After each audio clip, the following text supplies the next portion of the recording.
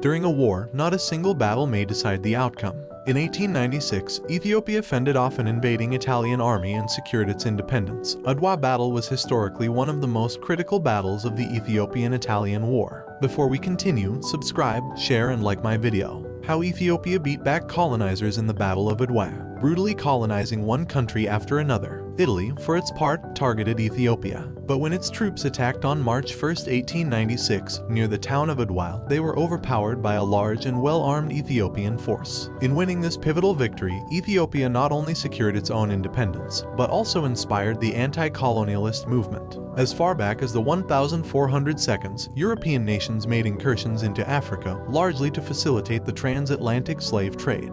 Yet, for centuries, tropical diseases and navigational challenges restricted most of their activities to coastal areas. In 1870, by which time the slave trade had subsided, Europeans controlled only about 10% of the continent. By 1885, however, the so-called scramble for Africa was fully underway, with the United Kingdom, France, Germany, Italy, Belgium, Spain, and Portugal carving up virtually the entire continent among themselves. At colonialism's peak, only Liberia, created for the resettlement of free black Americans, and Ethiopia remained independent. A relative newcomer to the game, Italy began its colonial military exploits in 1885, when, with Britain's encouragement, it occupied the Red Sea port of Massawa. From there, it spread out along the Horn of Africa, establishing the colony of Eritrea, on land formerly controlled by Ethiopia, and occupying much of present-day Somalia as well. Its military presence particularly ramped up following an 1887 battle, when some 500 Italian soldiers were killed in an ambush. At that time, to be a big power you need at least two things, says Hale Lerbo, an associate professor at Morehouse College, who specializes in African colonial history.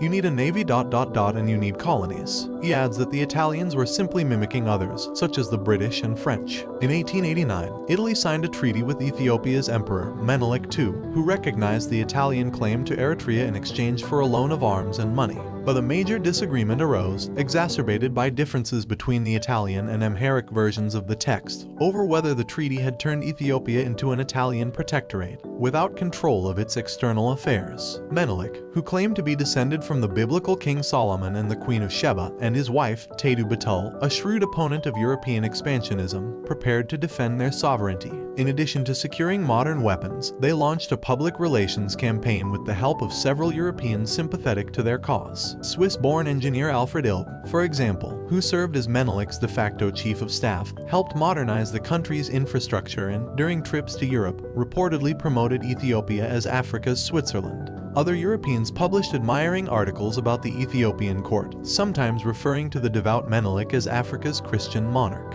Menelik became somewhat of a celebrity and, later on, even traded phonograph messages with England's Queen Victoria. He's a down-to-earth monarch, says Hale, with a charming and magnetic personality. During his rise to power, Menelik had viciously mutilated rival Ethiopians, branded slaves with the sign of the cross, destroyed mosques, and encouraged pillaging. Nonetheless, with the Italians presenting a common threat, Menelik united the country's fractious provincial rulers behind him.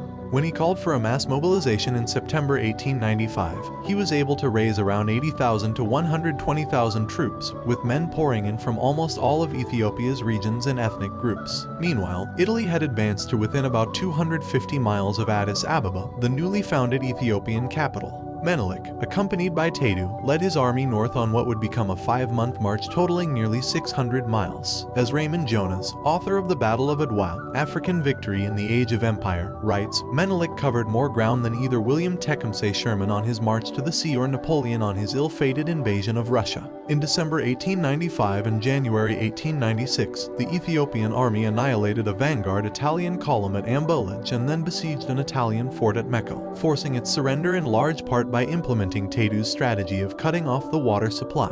The Ethiopians next slipped past the main, entrenched Italian force and moved on to the ADWA area. Throughout, Menelik allegedly spread false rumors, downplaying the size and cohesiveness of his troops. This is one of the 19th century's greatest campaigns, Jonas said on a 2012 podcast. Cognizant of his lack of food, water, and accurate maps, Italian commanding officer Orst Baratieri considered retreating into Eritrea. But on February 25, 1896, he received a telegram from Italian Prime Minister Francesco Crispi essentially goading him into action.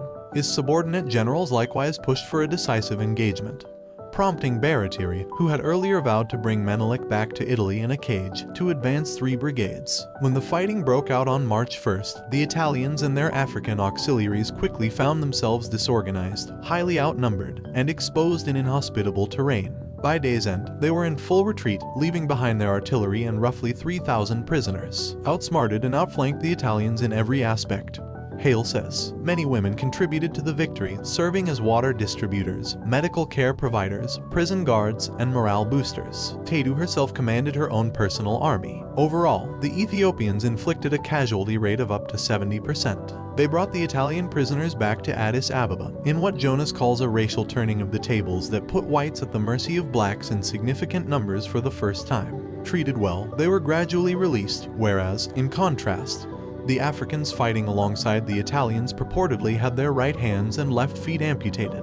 In the aftermath of the battle, Crispy's government collapsed and Baratieri was put on trial. Moreover, Italy agreed to recognize Ethiopian independence, as did other European powers, which negotiated with Menelik to settle the country's borders. Menelik's victory had farther-ranging consequences as well. Before ADWA, according to Hale, Europeans generally thought of Africans as primitive savages, who would all be ruled over and eventually displaced by Europeans. But afterwards, Hale says, Europeans were forced to take Africans much more seriously, even as racist attitudes remained entrenched. Italian forces later returned under Benito Mussolini, and briefly occupied Ethiopia with the help of warplanes and chemical weapons. Nonetheless, Ethiopian resistance endured as a beacon for future African independence movements, Hale explains, as well as the concept of Pan-Africanism. It also indirectly influenced pop culture in the Black Panther movies and comic books. For example, the fictional Wakanda is portrayed as the only African nation to never be colonized. Really, Hale says, the foundation of all this is ADWA. The Italians had established themselves along the Red Sea coast, and the governor of the Italian colony of Eritrea, after much intrigue and several minor military skirmishes, risked a major confrontation.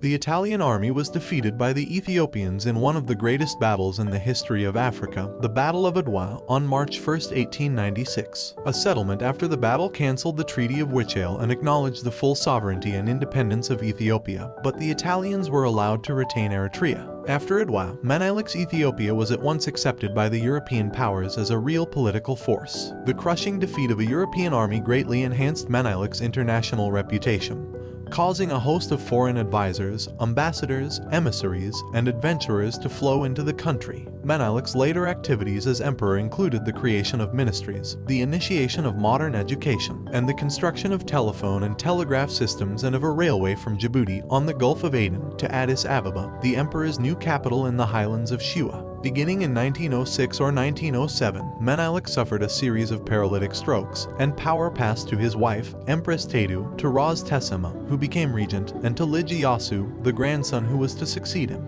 The stricken emperor finally died in 1913. Thank you for being with us.